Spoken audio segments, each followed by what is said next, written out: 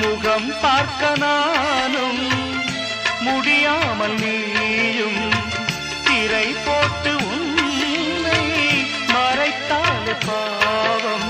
ஒரு முறையேனும் திருமுகம் காணும் வரம் தர வேண்டும். எனக்கு அது போதும் என்னை சேர.